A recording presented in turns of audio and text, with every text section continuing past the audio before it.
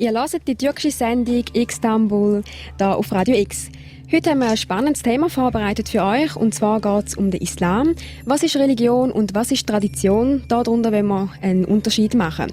Und zwar beruhen wir uns da nicht auf Hadith oder sonst andere Bücher oder was geschrieben worden ist, sondern wirklich nur auf den Koran. Dazu haben wir einen Gast eingeladen, das ist der Kerem Adegüzel. Und zwar haben wir gedacht, wir laden nicht einen alten islamischen oder einfach einen alten Imam ein, sondern ein junges Blut. Genau, Kerem Adegüzel, er hat sich sehr stark mit dem Koran auseinandergesetzt und bietet auch als einer der ersten im deutschsprachigen Raum eine Plattform für einen sogenannten koranischen Islam, also ohne Tradition. Kerem, sag doch zuerst mal Hallo. Ich freue mich, dass du da bist. Ja, hallo, guten Abend. Ich freue mich auch. Ja, super. Ich will gerade mal, wenn wir sagen, wir reden von Islam, das ist vielleicht mal eine Definition zuerst mal nötig. Was versteht man unter Islam? Was macht der Islam aus? Richtig, also wenn man vom Islam reden will, dann muss man zuerst mal deutlich machen, von welchem Islam das man redet. Also, ob es ein Islam ist, der von den Traditionen kommt, ob es ein Islam ist, der vermischt ist mit Vorstellungen, Weltbildern aus dem eigenen Kulturkreis. Oder ob es ein Islam ist, der aus dem Koran rauskommt. Und der Islam, der gelebt wird, das ist der Mainstream-Islam. Also quasi der sichtbare Islam.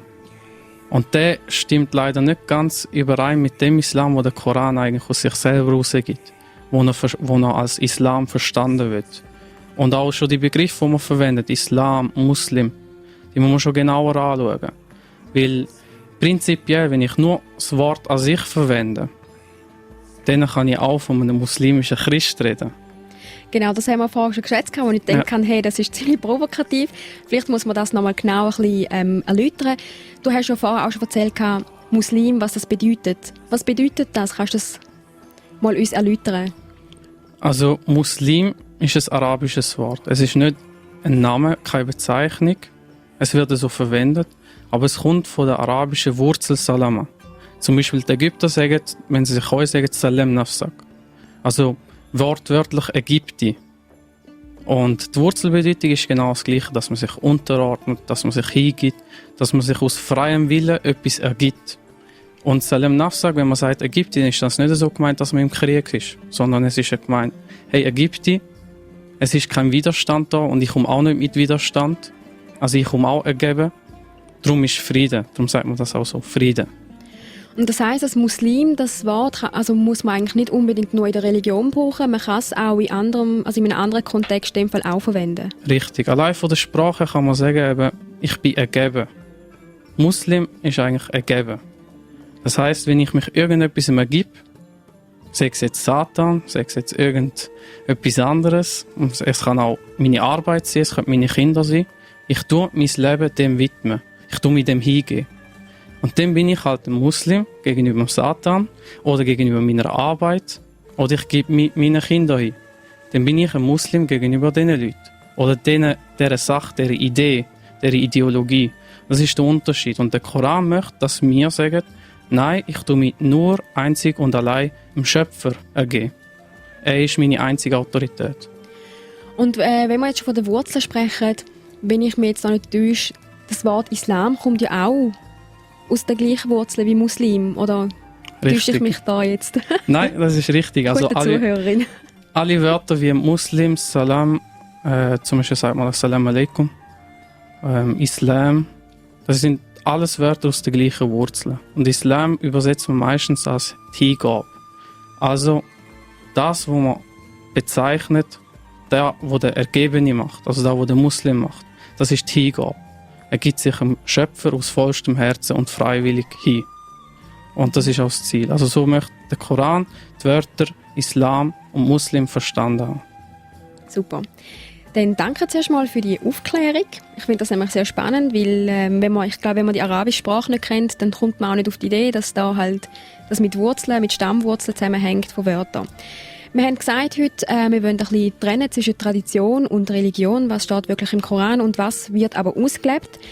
Und eines von diesen sehr typischen Beispielen auch ist Kopftücher. Also es ist auch immer die Erwartung da, dass muslimische Frauen Kopftücher tragen. Und da ist natürlich auch die Frage, was Also was steht eigentlich da diesbezüglich im Koran? Also das ist ein allgemeines Thema, was die Frauen anbelangt. Es ist ein bisschen schwierig, weil dort ist Tradition sehr tief, auch im Verständnis vom Koran drin. Also da muss man wirklich sich bewusst sein, was ist Tradition, wie ist es entstanden. Und in dem Sinne im Mainstream-Islam, im gelebten, im sichtbaren Islam ist eine gewisse Grundhaltung gegenüber Frauen zu sehen. Das heisst, zum Beispiel in einer Moschee, sie haben spezielle Gebetsräume. Sie dürfen zum Beispiel, wenn sie menstruieren, nicht fasten und nicht beten. Also sie dürfen nicht, es ist ihnen untersagt, obwohl das kommt nicht vom Koran. Das ist eine allgemeine Haltung, die aus dem sunnitischen Islam herauskommt, wo gewisse Prinzipien halt angeschaut werden und für sich selber begründet werden. Also die kommen dann meistens mit irgendwelchen Hadith und begründen zum Beispiel, dass Hunde zum Beispiel verboten sind. Oder Musik und Schach, Kunst, ist eine gewisse Animosität, also eine gewisse Abneigung gegenüber dem zu sehen. Und wenn es jetzt ums Kopftuch geht, dann ist es so, dass man Surah An-Nur, von der Zahl her 24, Vers 31 als Begründung annimmt. Und dort steht auf Arabisch, وَلْيَضْرِبْنَ بِخُمُرِهِنَّ عَلَى جُيُوبِهِنَّ. Und sie werfen, oder sie sollen ihre Bedeckungen, also Chumur, über sich schlagen oder über sich werfen. Und zwar über ihren Ausschnitt oder über ihre Brüste, Kleiderausschnitt. Und also der Gelehrte, zum Beispiel An-Nawawi, der von 1233 bis 1277 gelebt hat, erläutert das Wort Chumur als Mehrzahl von Chimar und dass das ist, was auf dem Kopf der Frauen ist. Und ähnlich der Ibn Jauzi, der sagt, Chumur ist das, womit Frauen ihren Kopf bedecken. Aber wenn man das Wort Chimar und Chumur anschaut, dann bedeutet es nur Bedeckung, Tuch, Decke. Also ich kann damit auch das Wort bilden wie zum Beispiel Bettdecke. Also Chimar aus Sarir auf Arabisch. Oder ich kann sagen Tischtuch. Also Chimar ul-Ma'ida. Also zusammengefasst, nochmal kurz, wie du das sagst, das Wort, also es kommt eigentlich nur das Wort, jetzt auf Deutsch gesagt, Tuch vor und es kommt eigentlich nie ein Kopftuch vor, sozusagen. Wenn man das genau anschaut. Und darum kann man eigentlich nicht in dem Sinn begründen, dass Frauen Kopftücher tragen. Habe ich das so richtig verstanden? Jetzt ist es so, zum Beispiel, wenn man mit Tunesen, also wenn man einfach mit Tunesen reden und fragt, was bedeutet Chimar, dann sagen sie sofort Kopftuch. Das ist das, was bis zum Kleiderausschnitt geht. Also sie haben eine gewisse Vorstellung, die von der Tradition kommt. Aber prinzipiell, wenn man Kopftuch beschreiben will, dann kann man das eben mit dem Wort anmachen. Chimarur Ra'as. Das ist Tuch des Kopfes, also Kopftuch. Ja, und so kommt es nicht vor. Und so kommt es nicht vor. Und der Grund, wieso das nicht vorkommt, ist halt, dass die Menschen Wörter direkt miteinander verknüpfen, wenn es mit ihrer Tradition oder mit ihrer Kultur passt. Also es ist wirklich so, dass die Männer wie auch Frauen in der arabischen Kultur, vor allem in den Regionen, wo der Islam entstanden ist, dass sie dass es gang und gäbe war, dass sie Kopftücher angehabt. Für sie ist das gar keine Frage. Es gehört einfach zu ihnen. Und ich finde es auch eine schöne Sache. Es ist einfach nur so, dass man muss sagen, das Wort bedeutet nicht Kopftuch, es bedeutet nur Tuch. Und das heisst, sie sollten ihre Tücher über ihre Ausschnitte legen. Das ist ja ganz gut, was du das erwähnt hast, so eben die Tradition. Ich meine, da, dass das halt gang und gäbe war, hat man das auch nicht gross diskutiert. Vor allem sind ja früher einfach nur Gelehrte gewesen, die den Koran gelesen haben und viele haben auch nicht selber können lesen, also ist das auch nie gelesen oder hinterfragt worden. Es ist eigentlich wahrscheinlich ziemlich neu, dass man halt gewisse Sachen mal hinterfragt und geht mal schauen, hey, steht das wirklich so? Weil man hat einfach den Zugang. Das ist wie bei allen Religionen, halt auch wie es im Christentum war, wo damals halt nicht alle haben können, weil es ja latinisch geschrieben ist, dass man da halt nicht können lesen. Und heutzutage ist es jetzt halt auch im Islam so, dass man erst jetzt, also sagen wir so, eher in kürzerer Zeit wirklich auch mal geht hinterfragen und solche Themen dann auch aufgreift. Weil ich denke, noch vor 200, 300 Jahren ist das noch keine Frage gewesen, ob man das darf oder ob das Tuch heisst oder Kopftuch heisst. Und also so ganz stimmt das auch nicht. Also es hat schon früher, auch im Anfangsstadium vom Islam, würde ich jetzt mal sagen, Gruppierungen gegeben, wie zum Beispiel Mu'taziliten, dass die eben recht einen rationalen Islam propagiert haben, also verkündet und vertreten haben. Sie haben einfach den Pech gehabt, also das Pech gehabt, dass sie nicht in den Moscheen ihre Ansichten haben können verkünden. Das heisst, sie haben nicht das breite Publikum gehabt wie die anderen Prediger. Also es ist nicht so ganz neu. Aber Okay. dass es jetzt von neuem anfängt, ist halt dadurch begründet, dass wir in einer Informationsgesellschaft sind. Man ist viel schneller mit dem Text konfrontiert, auch mit den Übersetzungen. Dann entstehen Fragen und dann muss man einfach den Mut haben, auch zum Imam oder zum Hodja gehen und sagen, da, wo sie sagen, tönt so irgendwie gut oder es ist gut erklärt oder gute Wortwahl etc. Aber begründet Sie das bitte.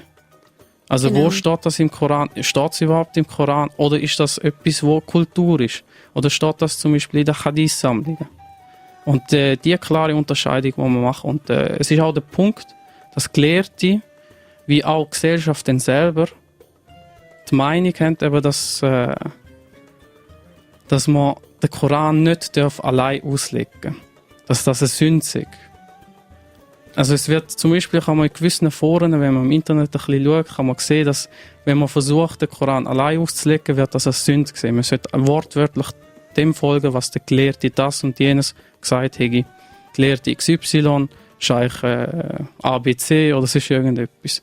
Und das ist dann natürlich das Problem. Und der Koran sagt hingegen in Sura 34, Vers 45, dass man zusammen mit den intellektuellen Werkzeugen, also dass man kritisch ist, dass man nachfragt und dass man auch die Wissenden fragt, dass man sich in Gruppen oder auch allein mit dem Text befassen, also mit dem Koran.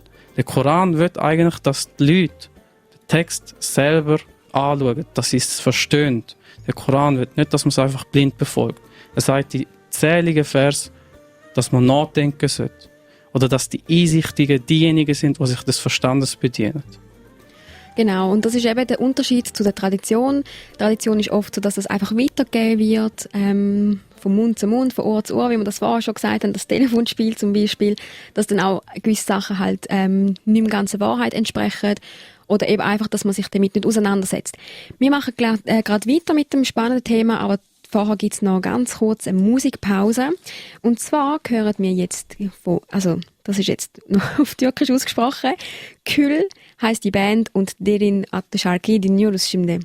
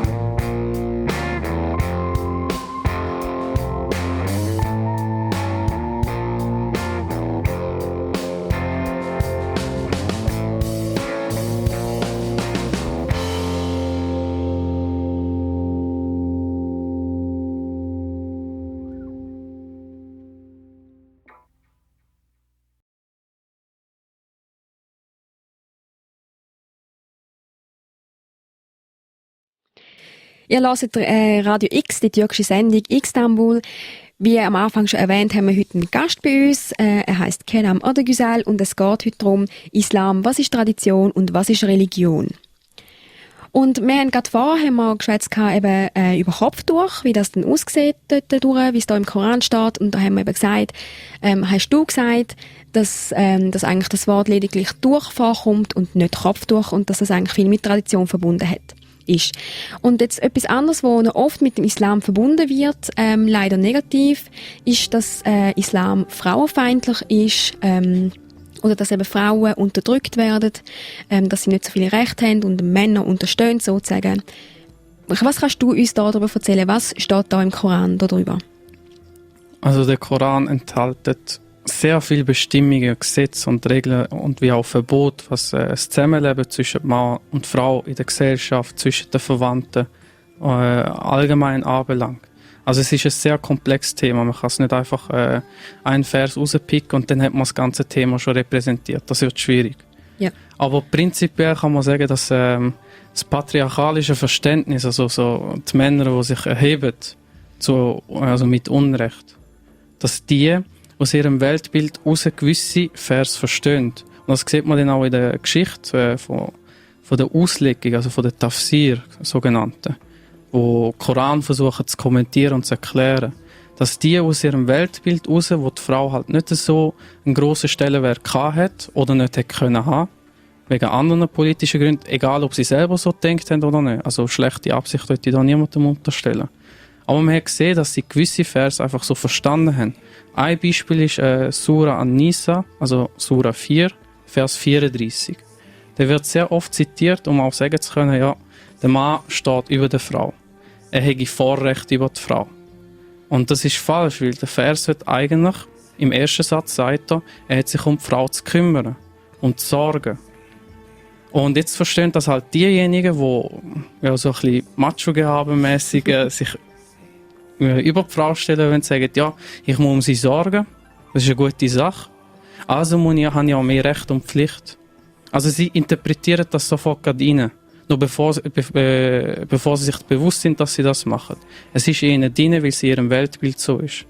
Das heisst, wenn wir auch den weiteren Verlauf vom Vers anschauen, dann geht es darum, dass Gott Frau wie auch Mann unterschiedliche Gaben gegeben hat, Vorzüge. Und das macht sich schon allein in der Biologie bemerkbar, dass eine Frau zum Beispiel das Kind gebären muss und der Mann nicht. Das ist immer ein biologischer Unterschied, den muss man einfach so akzeptieren. Das heisst, eine Frau muss sich auf die Geburt vorbereiten im Leben. Und das geschieht zum Beispiel durch Menstruation, das ist ein biologischer Prozess. Das heisst, wenn man dann das ganze patriarchalische Verständnis wegnimmt, dann ergibt sich ein anderes Bild.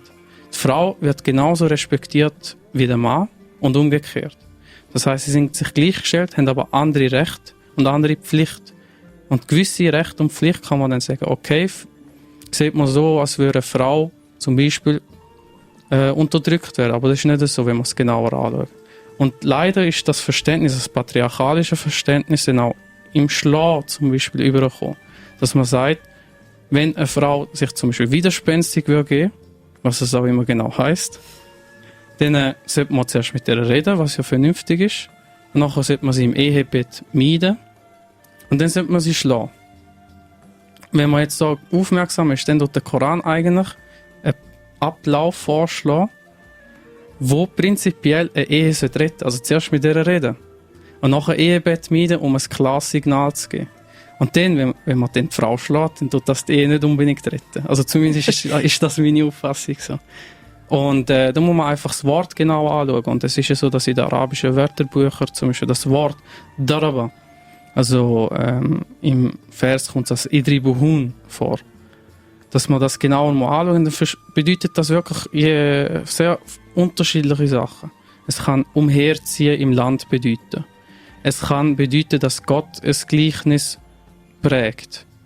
Und wenn man dann als Schlagen übersetzt, dann will Gott Gleichnis schlagen. Und das gibt nicht unbedingt Sinn. Also, und dann auch andere, dass man zum Beispiel sich trennen tut oder sich Weg trennt.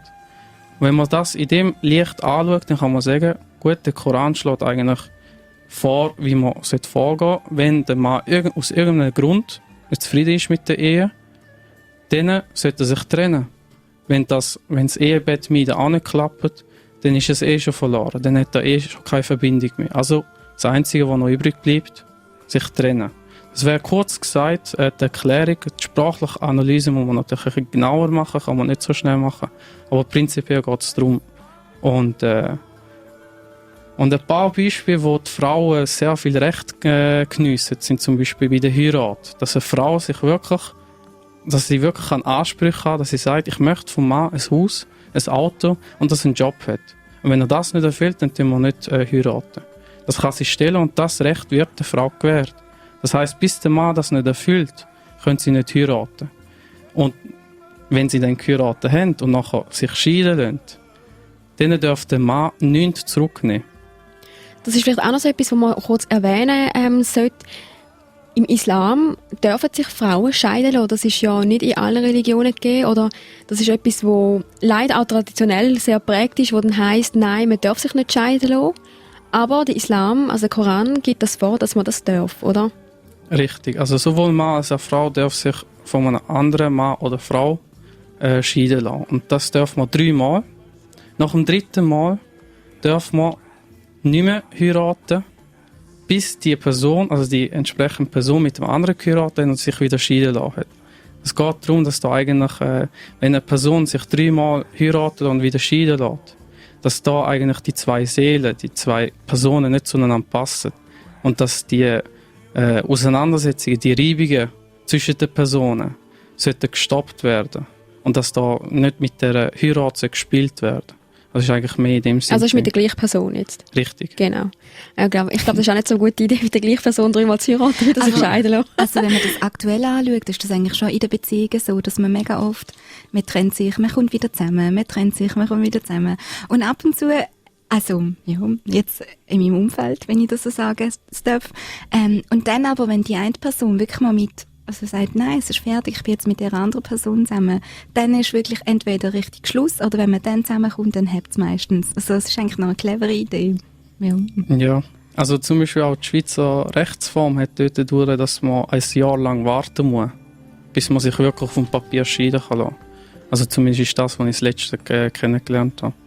Das ist ein gutes Stichwort, wenn du sagst Rechtsform, weil wir wollen auch heute mal ein bisschen andere Aspekte anschauen, nicht immer das Klischeehafte, was man oft auch ja schon hört. Und zwar können wir noch ein bisschen darüber reden, das Rechtsform vom Koran.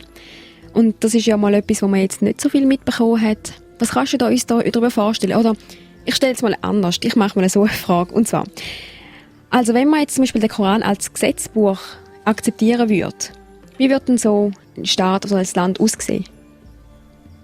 Das ist eine ganz gute Frage. Also, zu Beginn möchte ich sagen, ich bin kein Politiker oder habe auch nicht die Kompetenz, um die Begrifflichkeit und die Terminologie zu verwenden, die man in der Wissenschaft macht oder im Aufbau von so einem System braucht und auch die näheren Zusammenhänge. Also da muss ein Experte dahinter das genauer anschauen. Genau das Gleiche ist auch bei den Koranversen, wo gewisse Aussagen über Himmel und Erde machen. Dann holt man halt Experten, die sich über die Atmosphäre auskennen. Also da muss man ein bisschen, wie soll ich sagen, aufs Grobe beschränken. Und die Rechtsform, die im Groben ich sogar wiedergeben kann, ist zum Beispiel, dass ein monarchistisches Herrschaftssystem nicht unbedingt die Form ist, die der Koran vorschlägt. Und die Kritik kann man nachlesen in Sura 27, Vers 34. Also es ist ein unzulängliches System. Der Koran sieht im Gegensatz ein föderalistisch-laizistisches System vor. Das heisst, kurz gesagt oder einfach gesagt, es ist die Demokratie gefordert. Mit den Prinzipien Shura, was mehr oder weniger heisst, dass man sich gegenseitig kontrolliert und sich beraten tut.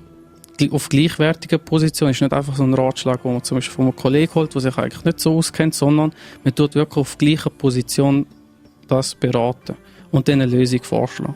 Und Bajat, wo Gesellschaftsvertrag ist, das heisst zum Beispiel, dass die Muslime, die das Hauptgesetz als Koran würden anerkennen, mit den anderen Gesellschaften, die eben den Koran nicht anerkennen, ein allgemein gültiges Gesetz würden machen. Und das ist dann die Bundesverfassung, sozusagen. Also Laizismus, wo die meisten so verstehen, dass Religion und Staat getrennt wäre, wäre in dem Sinn auch vom Koran her so verstanden. Das heißt, Religion versteht das Wort genauso wie die Leute, die eigentlich Religion und Staat trennen wollen. Und von dort her kann ich sagen, wie ich das sehe, dass die Schweiz, oder zumindest die Schweizer Demokratieform, sehr nahe ist an der Rechtsform vom Koran. Das heißt, man kann sich glücklich schätzen. Und deshalb sage ich auch Gott sei Dank, dass ich da in der Schweiz bin. Ja, und das ist eben eigentlich auch wieder etwas sehr Spannendes, wo man wieder da sieht, was eigentlich eben im Koran steht und wie es ausgelebt wird. Es sind ja sehr viele arabische Länder, wo ja auch das Koran als Gesetzbuch eigentlich benutzen, aber eben sehr monarchisch, nicht demokratisch. Und das ist wieder so etwas, wo man sieht, dass man eigentlich die Trennung gar nicht vornimmt, was man ja eigentlich vielleicht machen sollte. Wir machen nochmal eine kurze Musikpause und dann geht es wieder spannend weiter. Şimdi tekrardan ufak bir ara verelim. Müzikle devam ediyoruz. Bu aslında konumuza da uygun bir parça, aslında bir ilahi. Ama demin de Kerim'in söylediği gibi hani bazı geleneklerde şeyler oluyor. Mesela işte köpekler, evde köpek beslemek yasak. İşte müzik yasak, hani ilahi olmadığı sürece. Bu hiçbir yerde Kur'an'da bu şekilde yazmıyor. Biz de o yüzden Dorian diye bir rock grubundan bir ilahi dinliyoruz. Gel gör beni diyor.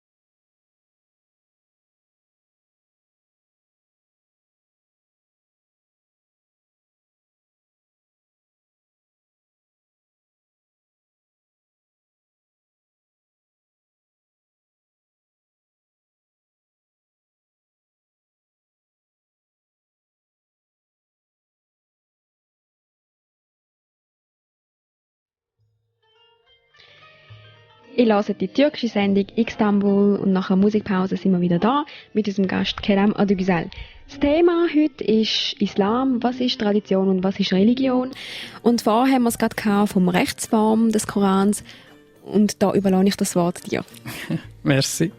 Also, Rechtsform des Korans. Ich habe vorher angedeutet, dass die schweizerische Demokratie sehr nahe ist, wo der Koran als Rechtsform vorschlägt, wenn man so will. Und ein paar Beispiele möchte ich zu dem erwähnen, wie zum Beispiel, dass Glaubens- und Meinungsfreiheit verteidigt wird. Ein Beispiel davon ist Sura 2, Vers 256 oder auch Sura 88, Vers 21 bis 22. Und Vertretung und Besprechung in öffentlichen Angelegenheiten gefordert wird. Das ist Sura 42, Vers 38. Oder dass zum Beispiel jeder Bürger im Land das Recht hat, gegen Ungerechtigkeiten zu vorgehen. Sei die Ungerechtigkeit jetzt von einer Person oder von einer Regierung begangen worden. Das heisst, er kann Petitionen, Referenden, Initiativen ergreifen. Und das Recht wird anerkannt. Und das kann man nachlesen auch in Sura 4, Vers 148. Und auch zum Beispiel die Privatsphäre von jedem einzelnen Menschen zu respektieren. Oder dass auch Immigrationsrecht gegeben wird, indem der Koran sagt, die Erde ist Gottes. Das heisst, es gehört niemandem, es gehört keine Nation an sich. Klar hat man zu verwalten, aber prinzipiell das Recht von der Immigration besteht. Das klingt ja sehr gut. Ich finde das eigentlich auch recht gut, also Recht von der Immigration, wenn man das im Kontext anschaut, dass eigentlich vom Islam das Bild da steht, ja, es gilt nur der Islam und nur die Moslem und nur, ja, also dass eigentlich noch eine recht offene Türe hat für alles. Finde ich super. Was ich noch zum Schluss dich fragen möchte, es geht jetzt noch um die Interpretation und um die Aktualität. Wie aktuell ist jetzt eigentlich der Koran jetzt, für uns, 2011. Also, es ist ein bisschen schwierig. Also, ich gebe mal ein Beispiel von mir. Ich habe versucht, selber den Koran zu lesen. Türkisch ist nicht gegangen. Dann habe ich es mal mit Deutsch versucht. Und es ist mega schwierig, einfach, ja, es sind ein bisschen, ja, verzettelte Sätze und du hast ja vorher gesagt, man darf das auch kritisch anschauen. Und das war bis heute eigentlich immer so meine Hemmschwelle gewesen, dass ich immer, sobald ich etwas irgendwie innerlich mit meinem inneren Geist kritisiert habe, immer so ein schlechtes Gewissen hatte. Wie kann man das eigentlich so aktuell sogar interpretieren? Also die Zeitlosigkeit vom Koran ist eine Frage, die nicht so einfach zu beantworten ist. Insofern, weil Symbolik kann man immer verwenden, um seine eigenen Ansichten zu begründen. Der Grund, wieso zum Beispiel gerade bei dir jetzt das Unbehagen vorhanden ist, wenn man den Koran auch ein bisschen kritischer anschaut, zumindest das Verständnis vom Koran, das liegt halt auch darin begründet, dass man halt immer mundtot gemacht worden ist oder gesagt worden ist, ja, das muss ein Gelehrter machen, der 50 Jahre lang das gemacht hat. Aber wenn es nur Unsinn gelernt hat, sein Leben lang, 50 Jahre lang, dann ist es auch nicht besser. Also das heisst, man darf ruhig, und der Koran verlangt das ja auch, dass man eben den Koran allein oder zu zweit oder in Gruppen anschauen, also dass man sich mit dem Text befassen, mit der Sache Gottes. Und er sagt dann schon, dass man kritisch muss sein, dass man gewisse Sachen eben halt die Wissenden fragen sollte. Man kann nicht einfach in jedem Lebensbereich Experte sein, das geht nicht. Aber der Koran ist nicht für eine Elite gesandt worden. Ist nicht für Gescheichs oder Gelehrte oder sonst irgendwie gesandt worden, sondern er ist für die und mich gesandt worden. Für einen Mathematiker, für eine Psychologin oder auch für einen Stromer oder einen Polymechaniker. Und das wird im Koran nachgelegt in Sura 54, Al-Qamar, Vers 17. Wenn er sagt, wir haben den Koran zum Nachdenken leicht gemacht. Gibt es denkende Menschen, die daraus Lehren ziehen? Das heisst, man muss den Koran wirklich lesen. Das ist auch der erste Vers, der offenbart ist, sagt man, ist Iqra bismi rabbika, also lies im Namen deines Herrn. Das heisst, man muss Gelehrte, Scheichs, alles auf die Seite schieben und den Text selber anfangen anzuschauen. Das heisst auch, dass es Leute gibt, die mit seiner eigenen Meinung nicht zufrieden sind. Oder die mit Meinungen von anderen nicht zufrieden sind. Das ist durchaus normal. Und da redet man dann einfach mit anderen darüber, holt sich Wissen, wenn man kann. und dort auch die Sprache ein bisschen genauer anschauen. Das ist durchaus normal. Also der Koran sagt auch, dass man nichts befolgen darf, wo man keine Kenntnis hat. Sura 17, Vers 36. Dass man auch allem muss zulassen, was gesagt wird. Sura 39, Vers 18. Und dort wird nicht gesagt, man muss allem zulassen, was Muslime sagen. Oder was Christen sagen. Oder was Ungläubige sagen. Sondern man muss allem zulassen. Und das kann man abschließend mit dem Koranvers sagen. Sura, jetzt bin ich nicht ganz sicher, 49, Vers 13 sollte das sein. Dass verschiedene Kulturen und Stämme erschaffen worden sind von Gott. Und in der Unterschiedlichkeit von der Sprache ein Zeichen ist, damit wir uns kennenlernen. Das heisst, man kann jetzt als junge Generation den Mut fassen, Tradition hinter sich zu lassen, das, was als islamische Ideologie aufgefasst wird, und anfangen, den Koran für sich zu verstehen, damit man auch im Jetzt den Koran leben kann und nicht in einem mittelalterlichen Arabien. Ich danke dir vielmals, das war ein ganz gutes abschließendes Wort gewesen. Nochmal herzlichen Dank, Kerem, dass du da bei uns in der Sendung bist und das spannende, nicht Interviews, sondern eher wirklich Diskussionsrunde oder Gespräche mit uns geführt hast. Merci vielmals. Ich danke euch. Ben tekrar Türkçe olarak da teşekkür etmek istiyorum Kerem'e. Sağ ol geldiğin için. Şimdi müzikle devam ediyoruz. Model adlı gruptan dinleyeceğiz. Bu yaz bu şarkıyla yazı damgasını vurmuş bir grup. Bu sefer de akustik olarak dinliyoruz. Değmesin ellerimiz diyor.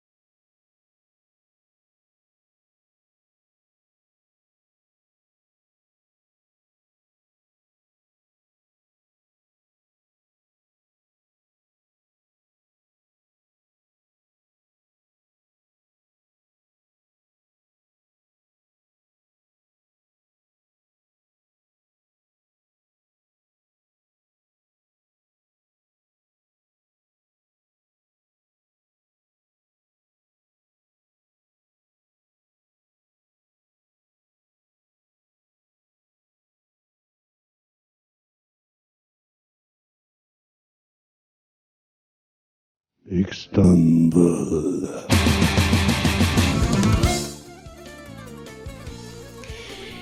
Nochmal ganz herzlichen Dank für das Interview. Noch eine Info wollen wir durchgeben. Und zwar, wenn ihr weitere Fragen habt oder wenn es euch einfach etwas interessiert und ihr das gerne nachschlagen wollt, würden wir euch gerne eine Internetadresse euch empfehlen. Und zwar heisst das www.al-Rahman.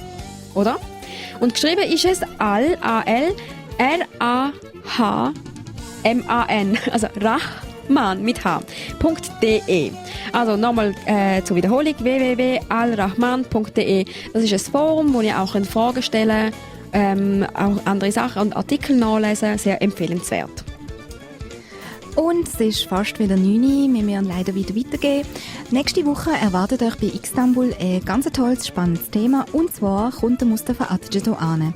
Wir werden mit ihm ein sehr spannendes Interview führen. Es geht ja auch gleich zu den Nationalratswahlen zu. Und ich würde sagen, schaltet wieder rein. Evet, bugün de Canan dediği gibi maalesef programımızın sonuna geldik. Yine çok güzel, eğlenceli bir program geçirdik. Hem eğlenceli hem de güzel konularla beraber. Bir dahaki hafta yine çok önemli bir konuğumuz olacak. Mustafa Atıcı bizlerle olacak. Ve yine çok güzel bir röportajla sizlere karşınıza çıkacağız. Kulaklarınızın karşısına çıkacağız. Bizi görmediğiniz için. Evet, ben arkadaşlarım adına da Kerem ve Canan ve ben Yasemin sizlere hoşça kalın diyoruz. Ve bir dahaki hafta görüşmek üzere. Şimdiden iyi akşamlar ve iyi hafta sonları diliyoruz. Son olarak müziği de söyleyelim, ne geliyor. Çok duyulmadık bir grup, rock grubu yine de. Mavera grubun ismi ve Yara adlı parçasını çok derinden bir şekilde söylüyorlar. Herkese iyi akşamlar. Ben Yasemin.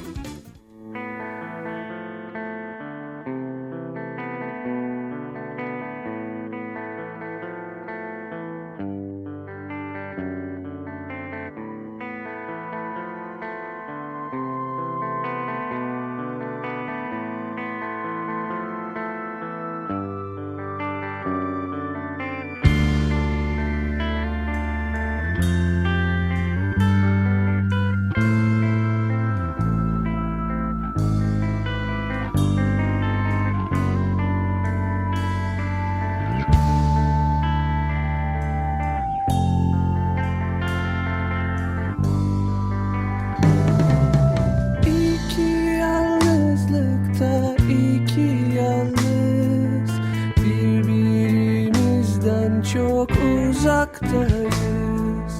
Açtığın yaraysa hep benimle. Paylaştığımız tek şey belki de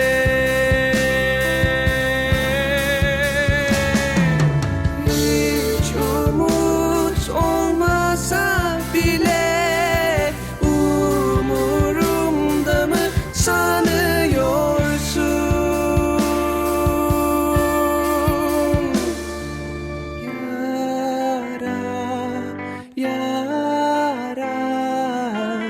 Sen içimde usulca kanar. Yara, yara. Sen içimde usulca kanar.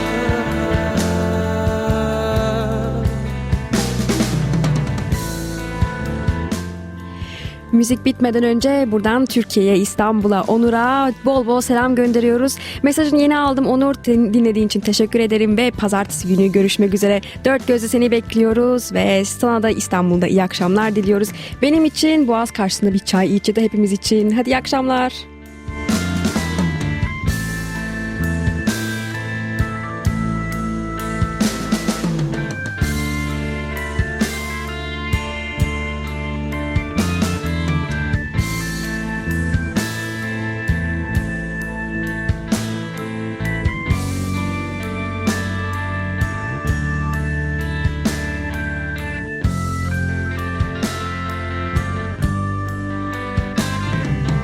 Erken çok geç kaldı benim için. Senin aşkını ben çoktan geçtim. Ne değiştirir ne hissettiğin, benim sadece kendimle derdim.